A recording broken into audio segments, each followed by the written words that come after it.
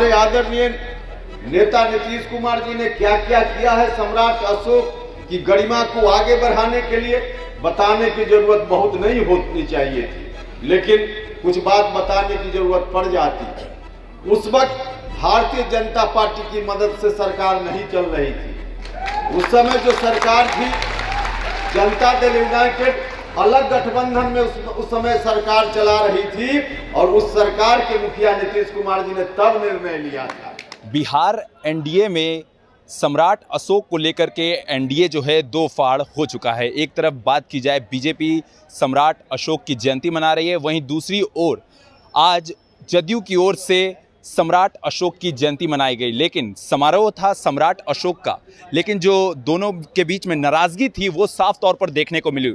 जदयू की तरफ से संसदीय बोर्ड के अध्यक्ष उपेंद्र कुशवाहा ने साफ तौर पर कह दिया कि हम बिहार में नेतृत्व से कोई भी समझौता नहीं करने वाले, दूसरे समझौता हम नहीं करने वाले अपने सिद्धांतों से, अपने विचारों से लेकर के।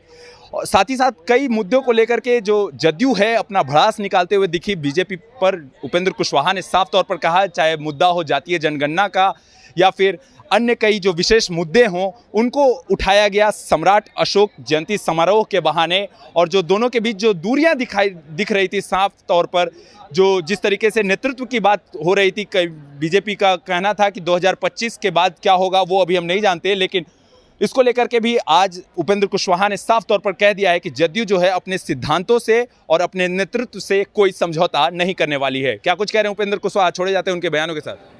हम आज भी इस मंच से उस मांग को पुरजोर तरीके से आपके माध्यम से दोहराते हैं कि उस कथित साहित्यकार को जो दिया गया पुरस्कार है, उस पुरस्कार को वापस लेने का काम करना चाहिए। वापस लेने का काम कीजिए, क्योंकि उस व्यक्ति ने एक साजिश के तहत सम्राट अशोक की छवि को धूमिल करने का प्रयास किया है। इसलिए उसके पुरस्कार को वापस लेना चाहिए, उसको सजा देने का काम जरूरी है। तो भाई और मित्रों, इस तरह की कोशिश निरंतर चलते रहती है। तो दोनों तरह के लोग हैं। एक तरफ हैं हम लोगों जैसे लोग जो इस कोशिश में निरंतर लगे हुए रहते हैं। अब बिहार का मामला आया तो हमारे आदरणीय नेता नीतीश कुमार जी ने क्या क्या किया है सम्राट अशोक की गरिमा को आगे बढ़ाने के लिए बताने की जरूरत बहुत नहीं होनी चाहिए थी, लेकिन कुछ बात बताने की जरूरत पड़ जाती। कल ही कहीं हमने देखा कि किसी नेता ने दावा किया कि जो सार्वजनिक रूप से अवकाश की घोषणा बिहार सरकार ने की, उसमें किसी दल विशेष ने विशेष प्रयास किया, इसके चलते अवकाश की घोषणा माननीय मुख्यमंत्री जी ने की। अब उनको पता भी शायद नहीं ठीक से है या तारीख भी उन्होंने नहीं देखी और ऐसे ही बयान दे दिया। भाई और मित्रों, जिस वक्त आदरणीय नेता नीतीश कुमार जी के नेतृत्व में बिहार सरकार ने सार्वजनिक अवकाश घोषित करने का फैसला किया था, उस वक्त भारतीय जनता पार्टी की मदद से सरकार नहीं चल रही थी। उस समय जो सरकार थी जनता दल यूनाइटेड अलग गठबंधन में उस समय सरकार चला रही थी और उस सरकार के मुखिया नीतीश कुमार जी ने तब निर्णय लिया था।